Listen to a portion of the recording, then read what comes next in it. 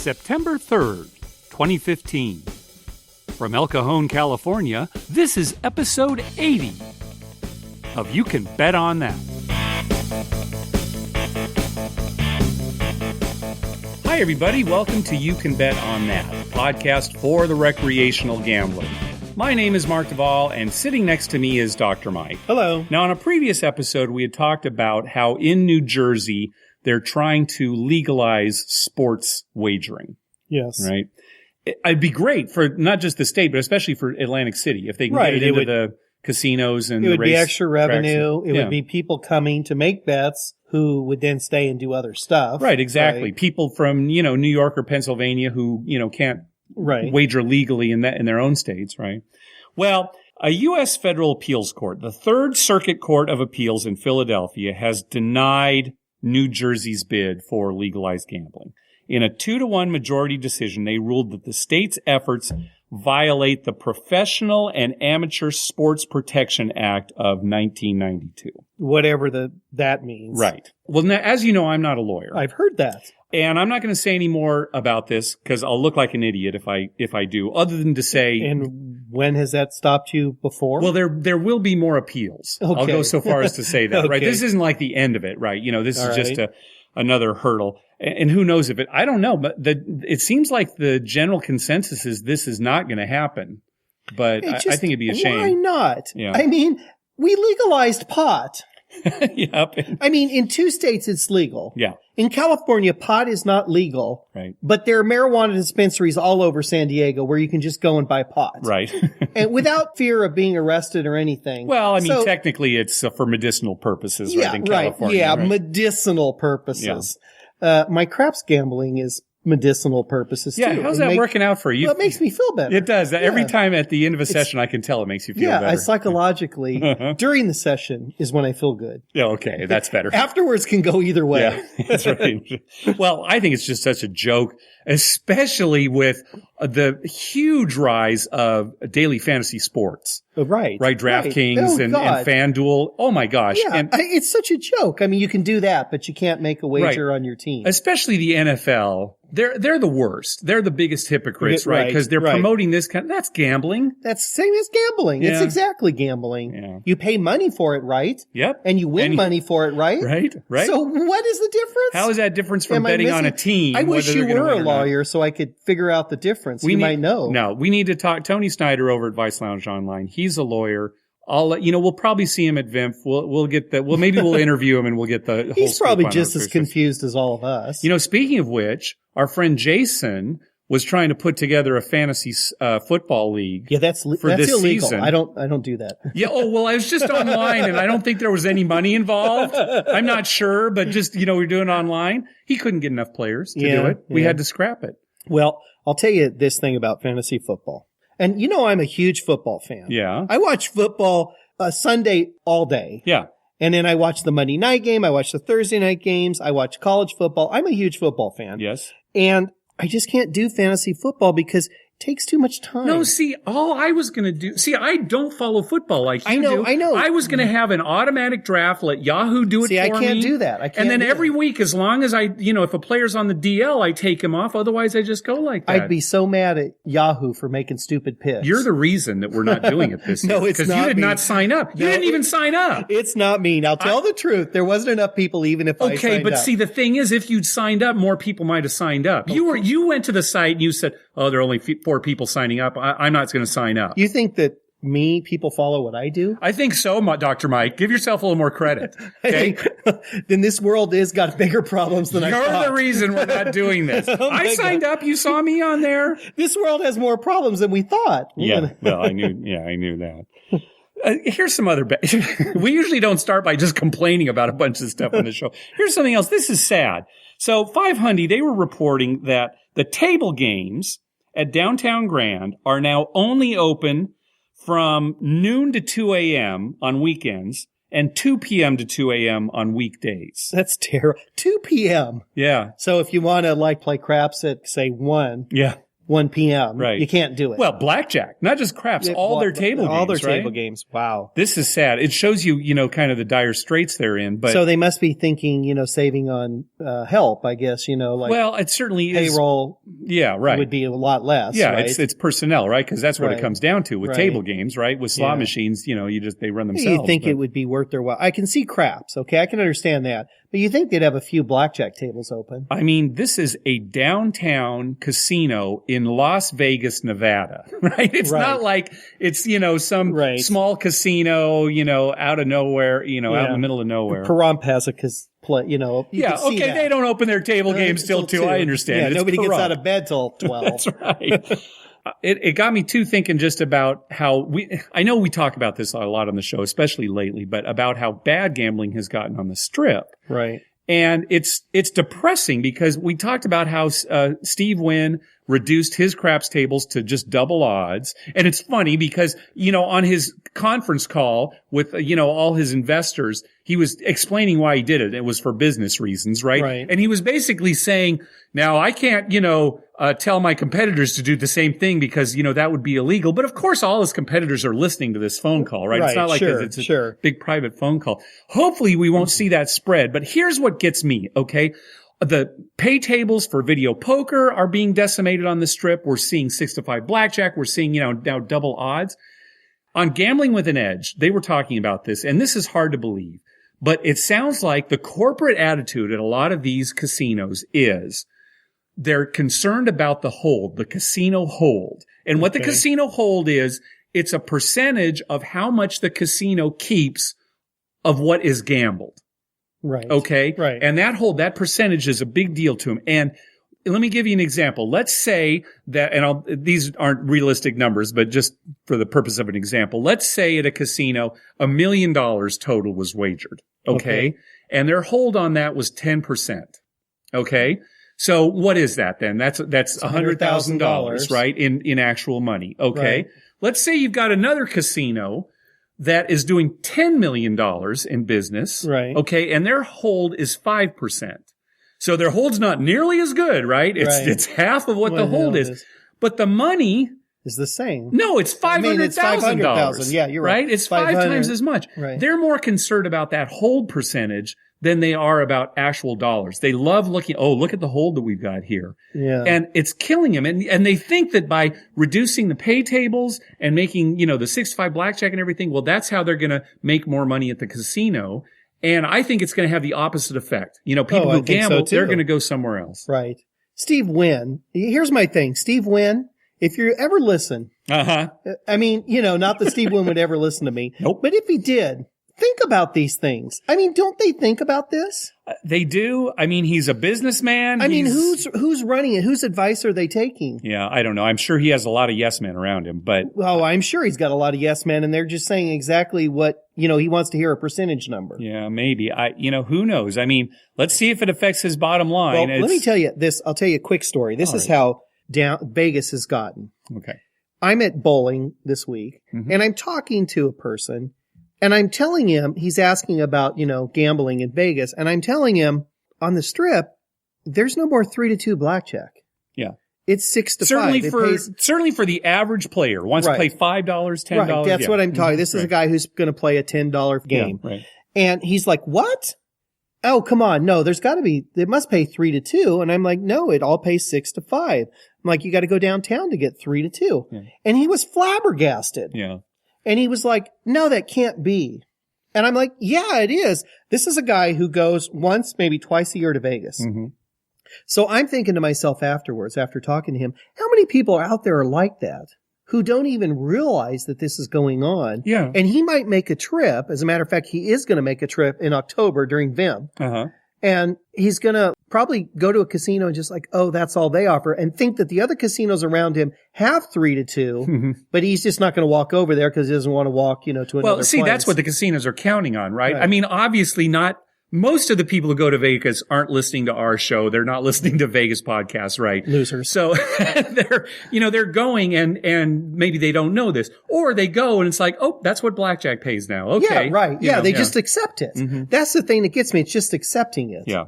It's just accepting it. Well, when there's bad things in the world, you can't just accept it. Yeah, that's right. Right? That's right. And have anyone heard of World War II? Well, I was thinking actually it was something I heard on Veronica Mars rerun I watched the other day. So Okay. World War II, Veronica Mars, whatever, Same thing. Yeah. But anyway, talking to him, I was just, has no clue. And like I said, he'll go in October. Yeah. And he'll gamble and he'll play at a 6-5 table. Hey, our good friend Paul, who's a big blackjack player. Right. Last year, he was we saw him at Caesars sitting there at a 6-5 table. Yeah, right. It's like, yeah. And at that point, he could have walked to other he could have, if he really wanted to, he could probably seek out a table. But, he was there. He was there and he wanted to play. Yeah. And it was like, and they, you get that attitude like, well, how many blackjacks am I going to get anyway? I know. Right. I hear that all the time, right? Yeah, it's not they don't know the math, how much it affects the bottom line. Yeah. It's just like Steve Wynn doesn't know how his stupid ideas are going to affect his bottom line in the long run. Let's see. Oh boy. I hope one of two things happens. Either nothing from this point forward as far as like craps odds on the strip goes, or he goes back to like 3, 4, 5 or something else. Realizes it's a mistake. Because it's so silly. I know we're really beating a dead horse here, but he's gone to double odds, okay? Practically next door at Casino Royale, it's 100 times odds. Right. Okay? Right. You can have that big a discrepancy. Right. The craps table is still making money, all right? I think the craps table is making money. I heard, though, that, Steve Wynn, you have to wear bell bottoms. Oh, you do? Yeah, you have to wear bell bottoms and a tie-dye shirt if you're going to play. Because, if we're going to go back in time, you got to go back. Okay. Yeah, see, that's it. I didn't know that. It's a theme thing now, Mark. Okay, I get it. It's more of a theme thing. It's more of a theme thing. Let's go back to the old Vegas. Yeah, let's bring back old Vegas. That's what we want to see. Yeah. Right. Okay, I got you now. Hey, on our last episode, we got a phone call about one of our listeners who'd been on a cruise and was wondering, when you go on a cruise ship, you get this card that's basically tied to your credit card. Yeah. Couldn't you card of death. They call it the card of death. That's what they officially call it? Good. Yeah, because at the end you want to die when you see that bill. Good. He was just wondering, if you use that to buy chips, that might be a good way to almost like get a cash advance, right? Just buy chips and then go cash it out. Well, it's funny because we recorded that episode early, and after we recorded that, but before we actually posted our episode, on an episode of Gambling with an Edge, they, just as kind of an aside, were talking about cruise ships and, getting chips with your credit card. Right. They said that at least on one cruise line, you get charged 3%. Which makes sense. Yeah, of course, sure. Yeah, then nobody's just going to get chips and cash them out. Yeah, exactly. So anyway, wanted to follow up on that in case. It is nice, though, that you can put it on that card because there's no limit on that. Uh-huh. I mean, it's not like, you use your daily allowance of $500. So, if somebody really did want to gamble, they don't mind paying the 3%. They can just take out more money as long as at the end they pay it with the check. There's probably a limit on how many casino chips you could get. Well, yeah, maybe with casino. I know with the rest of the stuff there is. Sure. Well, how much can you spend on food? Well, you could spend a lot. Well, but it's not going to go. It's drinks and it's I understand, but side trips. You can put your side trips on it. I understand, but you're not going to go to the casino and all right, give me $75,000, right? I don't know. I don't know about that. Hey, thanks to everyone who's been clicking through our Amazon link. Remember, when you're going to buy something through Amazon, go to our page first, youcanbetonthat.com, and click through our Amazon link at the top of the page. That way, when you make a purchase, we get a little kickback that helps cover the cost of hosting the show, and it doesn't cost you a thing. You'll pay the same price just like normal. Let's go to our voicemail hotline. Don't forget, call our hotline at 951-292-4377. That's 9512-WAGERS. 9512-WAGERS. And maybe we'll play your clip on the show. First up, Kevin. Hi, Mark and Dr. Mike. This is Kevin from San Antonio. I just got back from Las Vegas. Had a great time. Went on a crazy roll the last night. Started at Mandalay Bay, cashed, ran, went over to Luxor. Craps were hot over there. Ran over to Planet Hollywood. Again, the hot craps table. Got a little bit. Ran to the next casino. Cromwell. Again, awesome. And then finally the Bellagio, where everything was going crazy in the craps table. So I'm texting my wife pictures of all these chips before I cash them, and I ask her where to go next, and she says, Excalibur. So off I go, and that was the end of the streak. It was a heck of a streak. But interestingly enough, Excalibur had two $5 tables going. They're both pretty full, actually. Late on a weekday night, but kind of interesting if anybody's looking for low, and they had normal odds. Anybody's looking for cheaps, craps on the strip. Also, a quick question: we were downtown and noticed that they had a craps tournament at the Golden Nugget. And I think you've mentioned it before, but I guess not much detail.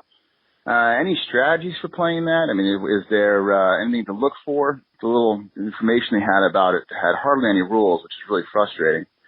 But it did say that if you won one of the top prizes, you had your choice of either cash or promotional chips. And why would anybody choose the promotional chips when you could have the cash? That's the same amount too. It's either 10,000 of cash or promotional chips. Why not take the cash? Love the show. Thanks, guys. There's no reason to take the promotional chips. No, if that's the thing, if it's the same. Now, if it was like, oh, you get, 2,000 cash or 10,000 promotional chips. Yeah, right. Then you might think about those promo chips. Yeah, right. But no, why you would always take the cash. That's so funny because Bob Dancer on Gambling with an Edge was saying recently that in some cases he prefers free play to cash. And I was trying to think of why that would be, because if you've got cash, you can play that just like free play. Right. Or you can go buy something. So maybe I know. missed something, but no, there's no reason to take the promotional chips. I wouldn't see it. If it's the same amount, like you right, said. if it's the same amount and everything being equal. Otherwise, you would always take cash. Yeah. Now, as far as tournaments go, I haven't done a craps tournament. You have done a couple. I have done you've some. talked about a little bit. And there's no strategy. The thing to remember about a craps tournament is the betting is structured in that you have to, one guy makes his bets, all his bets, and then the next guy makes all of his bets, and that rotates around the table. Okay, so you might have an edge if you can see what people are doing ahead of you and what they bet on. Right. If you see a lot of people, let's say, loaded up, on all the inside numbers, you might not want to make any of those bets and hope that a 7 out immediately comes, right? Because we're talking short term here, really, in a tournament. How many rolls? I played in one where it was like 50 rolls. 50. Yeah. Which is, that's nothing, right? Nothing. So really what you're trying to do is bet kind of differently from everybody else. So if you get lucky, then you amass all the chips. Exactly. I think that's the key. Got to bet differently than everyone else. Yeah. So if luck hits you, you're ahead of everybody because everyone else is lost and you've won. Right. The first one, remember the first one I did, the guy who ended up winning, all he did was bet 2 and 12. Yeah, right. See, and he just happened to catch a table. He would just put a quarter on each of them. And he somehow got a bunch of 2s and 12s that came up. And other people, it was like immediate outs and were not good rolls. And everyone else was playing it just like regular craps. Yeah. And he won because 2 and 12 came up a fair amount of times. Yeah. So, that's one thing to do. What about something like this? Now, if you bet like in the pass line and then you make a bunch of come bets, now after that 50th roll, even if it's not a 7 out, the tournament is over. So you get those bets back. So those are contract bets. Right. That you can actually get back. Right. Right. So well, when you know that it's coming down to the end, that's probably not a bad way to go. And avoid the don't because you'd have the exact opposite problem, right? Right. You'd have an edge on those bets and then suddenly you just get them back. Suddenly you just get them back. Yeah. So maybe so what we're saying here is these contract bets, when a come bet moves up to a number, it still just pays even money, but the chances are you're going to lose it, right? It's always easier to roll a 7 than one of the numbers. Right. But after, when that 50th roll is done, they'll just give you those bets back. Right. That doesn't happen at a real craps table, right? You get all that back. Another interesting thing about craps tournaments is that, as you're counting the rolls, and they usually had the ones I played, and they had a marker, and it was like 1, and they flip it over 2. So you could always see what roll you were on. Mm-hmm. Well, as you got down to like the last 5 or 6 rolls, people did really weird things, right? Because some guy's way behind, so all of a sudden, he's got the max he can bet, which maybe might be $200 on a 12. Yeah, right. A 1 roll 12. A 1 roll 12 or something. Right. He's just hoping, please 12 come up. I make a boatload of money. I squeak into the, and it's structured where you move on. So you might have a table of, 16 people and then, the top 3 are going to advance or 4 and then they wind down till they get to a final table. That's what it would really help to be last to act too. It's like, well, nobody bet in the field, no problem, right? I'm putting my entire stacker as much as I can in the field, right? And they do have limits on how much you can bet. Sure, it makes sense. Yeah, of course. They have to, otherwise, There's like a minimum too. You can't There's just a minimum too. You have to have some action. I think it was $5 though. It was like you have to make at least one $5 bet. All right. So, you put $5 in the field and that'd be it. And, of course, craps tournaments, like blackjack tournaments, like any other kind of tournament, they're going to have their own rules. So, what we're saying might not even apply to the kind of tournament you're in. They can do it any way they want. Yeah, right. But now we both played in blackjack tournaments. I think that's a little easier to figure out. Well, it depends. Now, see, the thing is, you played in a blackjack tournament where it was just whoever had the most money at the end of the round went on, right? That's just where you're one doing person on a crazy things, table. right? Doubling down on blackjack and splitting any cards you have. Right. Whereas opposed to ones that I've played with you in, it's where you're trying to be like the top at your table, like the top two at your table to move on to the next round, right? And sometimes betting virtually the minimum, whatever the littlest amount you can bet is, works out because everyone else busts, and you did too, but you only lost $5. They all lost 100. Yeah. So that kind of thing. Yeah. But I think that to me, it just seems easier to figure out what you need to do in a blackjack tournament as opposed it to a moves craps on, tournament. right? As opposed to a craps tournament, which is a little harder. Yeah. I love that he was on this streak of going from casino to casino winning, and we've done that before, where we like win, and then what I don't understand about that story is you're at Bellagio and then you go to Excalibur. That's a long ways away. I know it's a long ways. That's worlds away, not just in actual distance, but in attitude. In attitude. I mean, it's funny to go from those two places. I'd say start at Excalibur and work your way up. And then take those you-know-whats at Bellagio for all they're worth. Yeah, exactly. That's All right, let's hear from Dave. Hi, this is Dave in Redondo Beach. I was just listening to this week's podcast and talking about learning craps. I was thinking back to maybe, 10 or 12 years ago, my wife kind of wanted to play, but was always intimidated, and I kind of knew, but not enough to teach her. And we just happened to be waiting for friends one morning, and at wherever we were staying, they had free craps lessons. It was maybe 10:30, 11 in the morning, and they did a really good job of explaining it. And then obviously right afterwards, they have a bunch of nubs, and they just opened up the table and started playing. But they did a really good job. So, if someone's interested in learning, I would just inquire, like, if they know, if their casino is giving the lessons, or, if maybe a neighboring one that they know of, or if it's kind of in a big company like a Caesars or someone like that, if another, someone in the chain is doing it, because that was super good. And now my wife plays almost nothing else because she just fell in love with the action, and it's great. Have a great day. Yeah, that's a good suggestion. It really depends on the casino, but a lot of casinos have craps lessons like at 10 a.m., 11 a.m., usually, before noon, that kind of thing. Right. A lot of them are weekday lessons too. Right. Sometimes not on the weekend when they're busy. Well, not on Friday and Saturday. You'll see them on Sunday. Yeah. It's the kind of thing, though, where you never know, because the casino's the one who's teaching you the game. So, how much information, I'm sure in most cases you're getting good information, but, they're going to emphasize maybe some bets that you should stay away from. And sometimes when they're explaining it, they don't kind of start from the basics, and I don't know.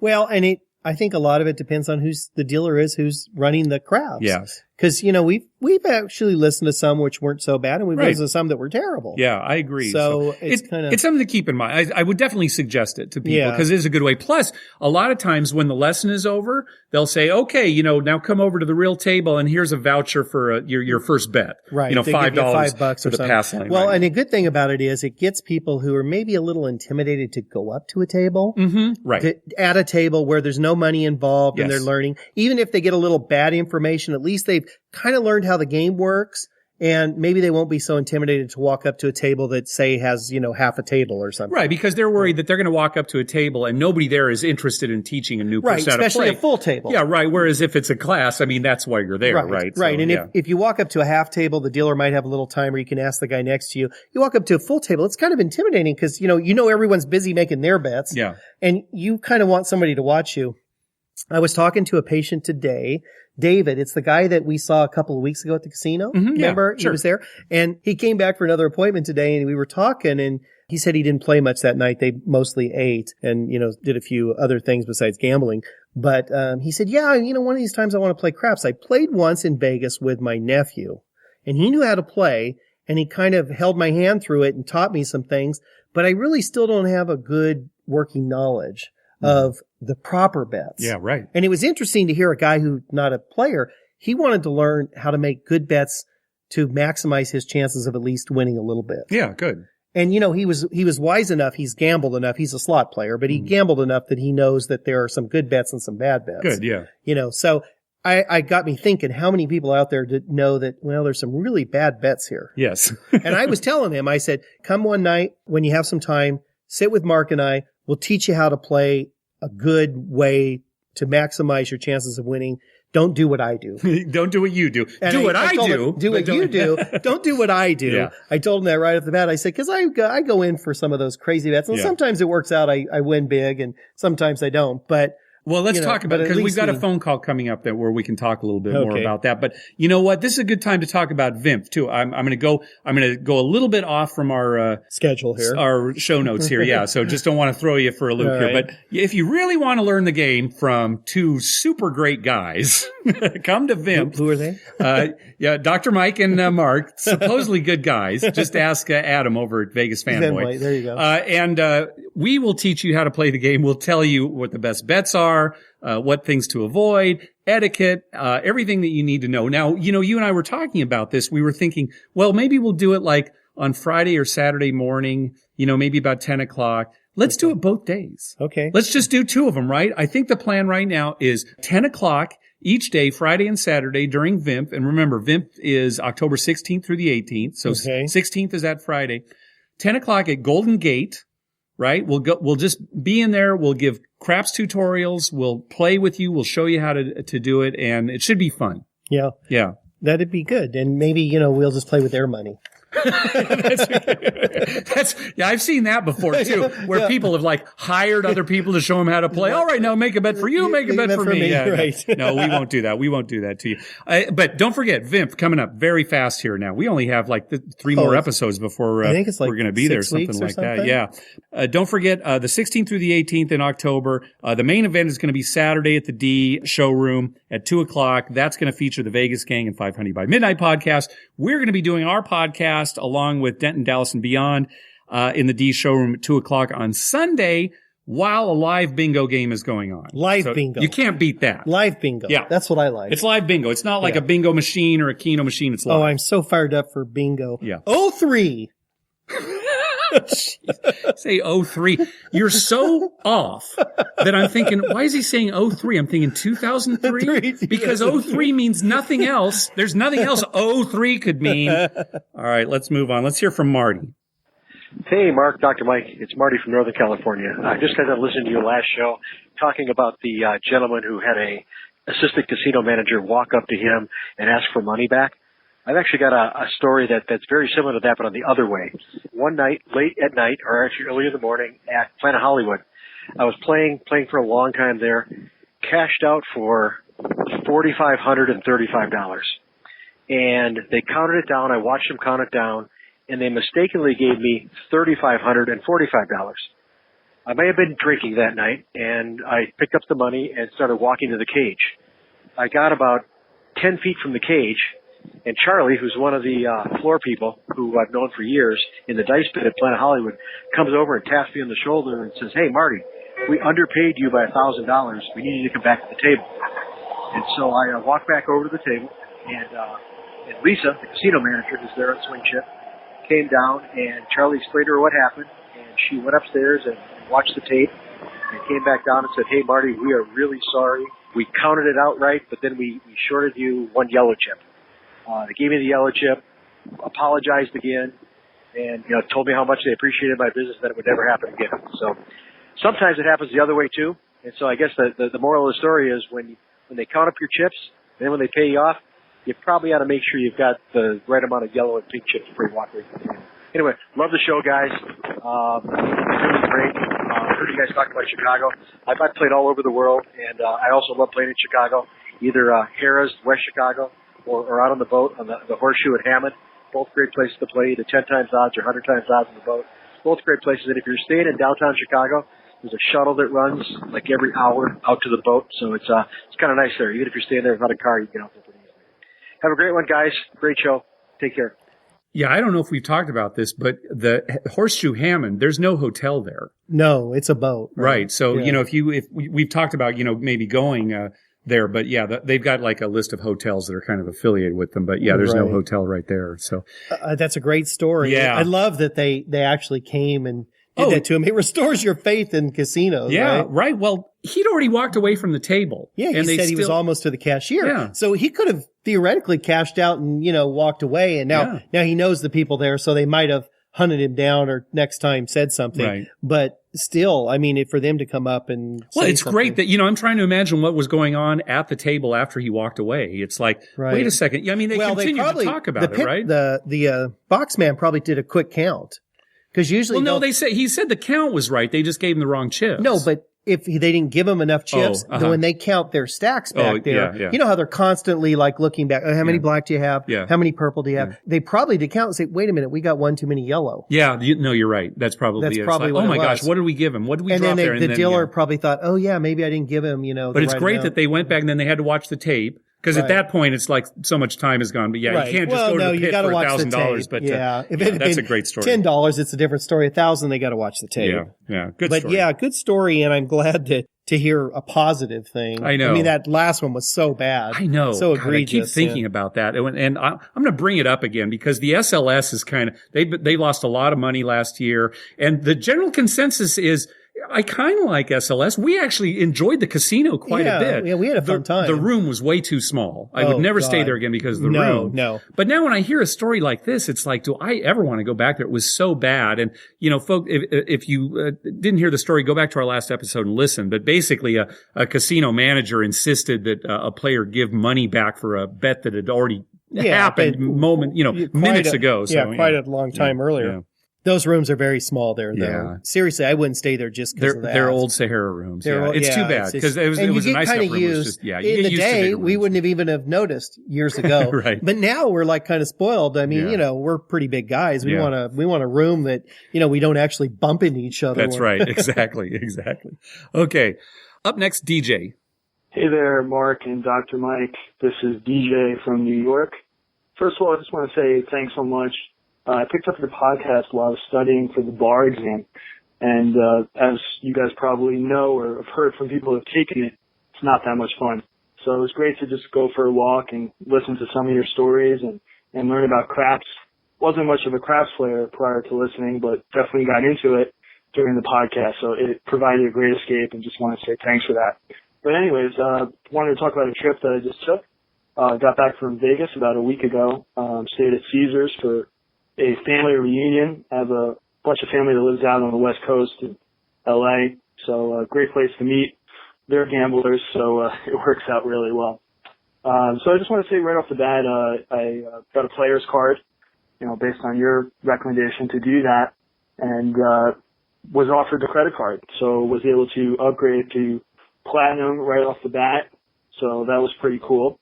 And then one quick funny story. I wasn't really playing a whole lot at Caesars because of the $10 limits. So I headed over to Harrah's, which was more within my bankroll. So from a book I read and listening to you guys, I kind of learned the game and was playing at a $5 table. And it was really funny because there was a bunch of guys at another table all wearing bandanas. So I guess some bachelor party or something like that. But they were with some girls as well. And they were pretty drunk. Having a good time at their table, and I turned around and I noticed one of the girls was kind of like dancing behind the cocktail waitress, who was this older woman, and she didn't seem to mind, and it was just really funny because she was kind of like grinding behind her without touching her. So, I say, man, I can't unsee that. And the girl kind of smiled, came over, and while I was playing craps, she spanked me and then just ran away. So kind of a funny story for one of my first times playing craps. But anyways, love listening to you guys. It's just such an awesome podcast. Appreciate you guys taking time out of your day to do it and uniting us fellow crap players. Anyways, take it easy, guys, and have a good one. Okay, nobody is ever going to beat that story on a voicemail. Mark and I laughed. I mean, we were in the car when he first played this for me. I were in the car. I laughed for 15 minutes. I kept thinking about that. Oh my God. Kind of grinding and then just come on over. She's dry humping the cocktail waitress and then she comes over and slaps him. Second of all, I want to ask TJ, what happened after that? I mean, I want to know the rest of the story. I think if, I'm married now, so this wouldn't happen. Yeah, you're not getting spanked in Vegas anymore. I'm not getting spanked by women on your butt. But I'll tell you what, if I was back when I was single and some girl came and spanked me, I think I'd follow that up with something. That's a great story. Yeah, that's good. And, it's funny because how many things have we seen in Vegas that we'd like to, we can never unsee? We'd like to There's things we'd like to unsee. That I would have liked to have seen, though. Yeah, I'd like to keep in my memory. Yeah. All right, one final call from Matt. Hi, Mark and Dr. Mike. This is Matt from Indianapolis. Been listening to your podcast for a long time now and really enjoy it. Thanks for all the work that you do. I have a quick question. Both of you have alluded in the past to the different ways that you play craps. Dr. Mike, I know that you typically like to play the hard ways and maybe from time to time go into some other proposition bets. But I was wondering if you both could just explain a little bit further about exactly the system that you use. It may not be, the martingale or something specific, but kind of your approach to craps. And if you wouldn't mind, talk a little bit about how you play at the beginning of a session, and then maybe if you get up money or get down money, how that changes your play. I think that'd be really interesting just to hear how other people tend to approach craps at different points during a session. So thanks so much again for all the work that you do, and look forward to listening in the future. Okay, I'm going to go first because mine's very boring. Yeah, this is a complicated question, really.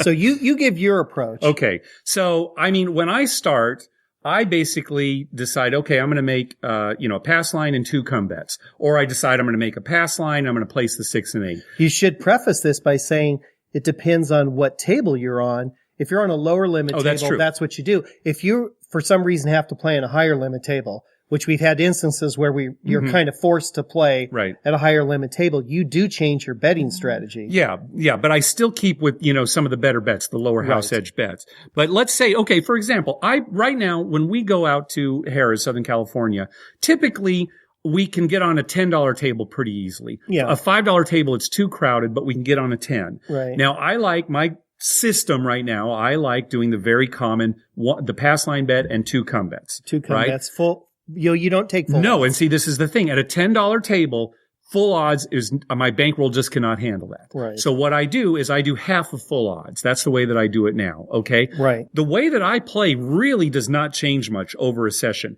If a shooter gets hot, in other words, let's say I've won like 5 or 6 of my bets. So at any time, I only have 3 wagers out there. So maybe I've made my money back. I notice you don't really change the way you play when they've made 4 or 5, but when they get to the 6th number and you've collected 6 times, you do kind of alter it. And what I do is I'll increase my odds. I'll go to full odds. Right. That's all I'll do. Maybe if it continues, I'll make a few more come bets, to get out there. But when the shooter 7's out, I go back to exactly what I was doing before. Yes. I'm pretty disciplined when it comes to that. You're very disciplined. Even towards the end of a session. Yeah. You're boringly disciplined. That's why I wanted to go first, all right? So that's what I do. Now, how about you? That's what you do. Yeah. Well, mine's a little more complicated. Okay. And I'm going to preface this by saying that whatever way you want to play personally, your bankroll and what you're willing to lose are a huge factor in that. Yes. Because if you're not willing to lose a lot, you need to play like Mark. Mm-hmm. And if your bankroll is small, you need to play like Mark. Yeah. Depending on what the limits are on your table. Depending on the limits, yeah. Now, let's say the limits on the table are such that your bankroll is sufficient. Mm-hmm. And you're not worried if you lose $2,000. Okay. You're like, okay, well, that'll be a bad night, but, I can deal with that. All right. You're speaking very generally here. Yeah. I don't think most of our listeners are willing to lose $2,000. No. Okay. Well, let's say you're willing to lose like 500 or 600 all right. or Okay. something. So I think that you have to say that first because that determines how you're going to play, right? Okay. So if you're willing to lose a little more, then you can make some of the more aggressive, what we call aggressive bets, high house edge, but bigger payout. And you have fun playing. And you have fun playing it. Right. Mm-hmm. Yeah. You're just, you're trying to have fun, basically. Yeah, right.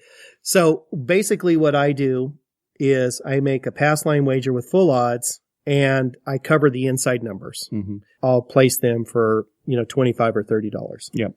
And that's basically what I do. And then I just started this the last few years. Before that, I never did this. I make a hard way bet and I just give them $25 on all the hard ways, high on the point. Right. So $5 each on the hard ways, $10 on whatever the point is. Yeah, the point, or if it's 5 or 9, then, if it's 5, I take the 6. If it's 9, I take the 8. Okay.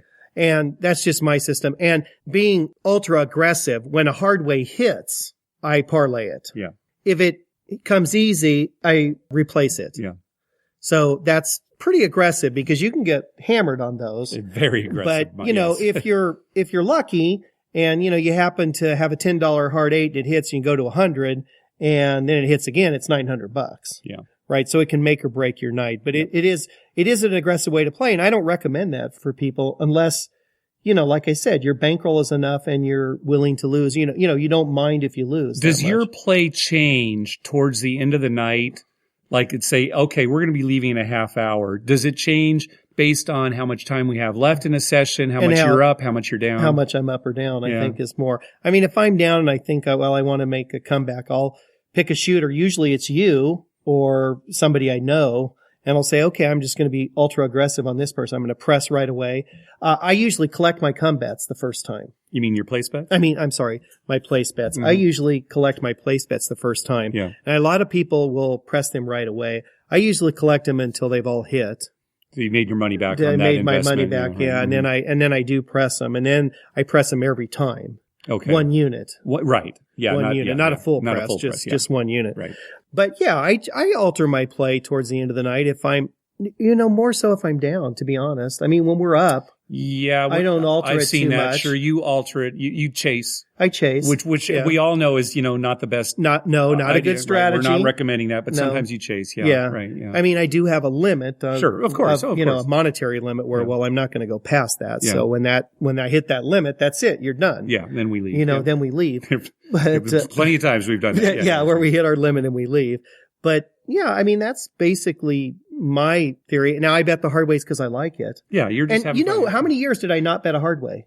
Oh, I know, Mike. You wouldn't bet them at all. I would never bet And then a few them. years back, you just decided to bet. You had this nice run of them, right. and you had a lot of fun playing. And I had a it fun was playing in it, so I decided, well, for me anyway, it's not that make or break. Yeah, so, right. I mean, but there have been times where after a few sessions of losing, and you've heard me in the car on the way home, I swear it off, and I'm like, I'm going to go back to playing. And when we teach people, we teach them exactly like Mark plays. Yeah. See, and my wife plays like you. Yeah, right. Because I taught her that way. Right. And she's an excellent craps player. She knows, all about the hard ways, all the prop bets. She knows every bet out there on the table, but she still and she's even more disciplined than you in that she'll only make two come bets. Yeah, right. Yeah, that's a pass line and one comeback. I do want to take this opportunity to talk about house money. When people talk about, well, now you're playing with the house money. I think Adam actually talked about it on Vegas Fanboy too. You are never playing with the house money. No. That's your money. Right. Okay. Now, I've been victim of this too. It's like, oh my gosh, I've won so much now. Now I'm going to bet a lot more because I've got more in front of me. Right. That's part of the fun of playing. Right. So, but fine. But never think. Right. You're deceiving yourself if you think it's their money. You know what I always think of, Mike, the old game show, Deal or No Deal? Right. The way that people played that game was so poor. It's terrible. Because, terrible. they'd have, the banker would say, all right, I'll offer you, $70,000. Right. And they'd say, oh, well, no deal. Do you think that person would have, for some other game show they say, oh, bring us $70,000 of your own money and you can risk it on this game show. No. Nobody would do that. But in fact, that's what they're doing. The banker said $70,000. So that's theirs if they want to walk away. Yeah. And I would be yelling at this. Of course, it doesn't make for very good TV when people walk away. I understand that. Right. But I'm yelling at the screen just like, leave, just walk away. I'm right there with you. And you know what I would always tell Lynn? What do those people make? Yeah, right. In a year. Because they just turned down $85,000. Yeah. What do they make in a year? Yeah. These are regular people, right? Yes, I mean, they're not people making $400,000 a year. Right. They're probably making 80. That's probably their year's wages. Yeah. And someone's going to give you that? You take it and leave. Yeah. I don't care how many suitcases are left, right? Now, obviously there was an audition process for this show and they wanted to get people that they knew were going to take these risks, right? Right. But it comes down to house money, okay? Yeah. You're never playing with house money. No, it's yours because at any time you could walk away with those chips, go to the cashier, you've got cash. That's your money. So, that's your money. I hate it when people say, oh, you're playing with house money. Instead, just saying, no, I'm having a good time. I have a little extra money in front of me to play. I think I'll take a risk. Right. But it's never the house's money. It's your money. Right. And that's an important thing. I think not enough people emphasize that. You need to realize that it's about taking a risk. So, if you feel comfortable taking that risk at that time for whatever reason, because, it's money you didn't have before or whatever, that's a good reason to take a risk. Yeah. Taking a risk just solely because you think, I got this from them, that's not a good reason. No, because then you're almost saying, yeah, I hope at the end of the night I'm even. Right. Instead of being a winner. Right. I hope I'm even. Right. Well, when you lose, when you're down, you don't think, well, that's, my money that I should, well, I didn't even know what the alternative is. Yeah. But yeah, I mean, we all want to go home a winner. Yeah. Right? Yeah. Craps, I think if you play like Mark and you're very disciplined to play that way, you will in the long run be a winner. And I think Mark's proved that. Well, right? I don't want to say, don't say they'll be a winner. Well, because you can't win at the game, but right. you'll be able to hold your own. You'll be able to get to the point where, it's not like every time you're losing money, right? Well, you will have winning sessions. I would be willing to wager that if we were somehow magically to go back in time, you have had more winning sessions than losing sessions. I don't know. Now I'm not talking dollar amounts because you might have a big losing session and you might have little winning sessions where you only win like $100 and you might have lost 800 the night before. Okay, right. But if you just took win-loss, I bet you have more wins than losses. You might be right because there are plenty of times where I've just walked away from the table. It's like, I'm happy with what I've won here. Right. You get up. Remember years ago when Doug Morgan and I went, just the two of us to Vegas, we were young. Yep. We went from casino to casino, kind of like the story from before. Mm-hmm. And we were on a hot streak. We were playing craps. We didn't have a lot of money in those days. I mean, $200 was our whole bankroll for the whole weekend. Yeah. And we would win and we would stop. We'd get like $60 up. Mm-hmm. Okay, we're good. Move on. And we'd move on to another casino and we'd, maybe lose and then all of a sudden we'd have a good roll. We'd get $40, but we moved on. I won more on that trip, I think, than I've ever. And you know what's great about that kind of plan, just to move to casino. When you start at a new table, you're no longer thinking, I'm playing with the house money that I won all of a sudden, over at Caesar's, now suddenly you're starting fresh. It's the money that came out of your wallet that moment ago. Yeah.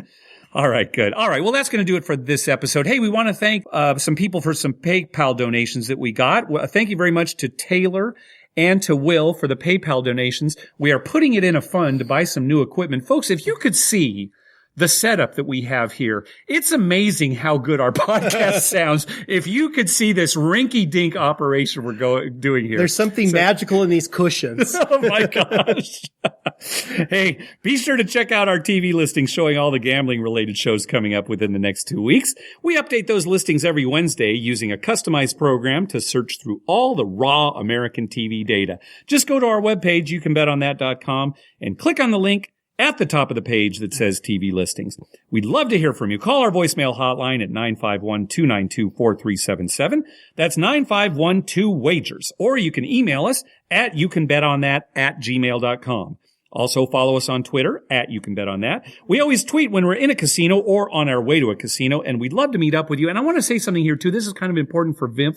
People who are not on Twitter may not know that just because you're not on Twitter doesn't mean you cannot access Twitter. If you just go to twitter.com/youcanbetonThat, you can see our tweets. You don't have to be a member of Twitter. So you don't have to tweet back. No, you don't have to tweet back. You don't even have to have an account or anything. You can just go to that webpage. So that'll be especially big. I want to mention that again when we're at VIMP because we'll be tweeting quite a bit to kind of let you know where we are and what we're doing, that kind of thing. Right. Like us on Facebook at facebook.com/youcanbetonThat. And finally, head on over to iTunes and write a review on us.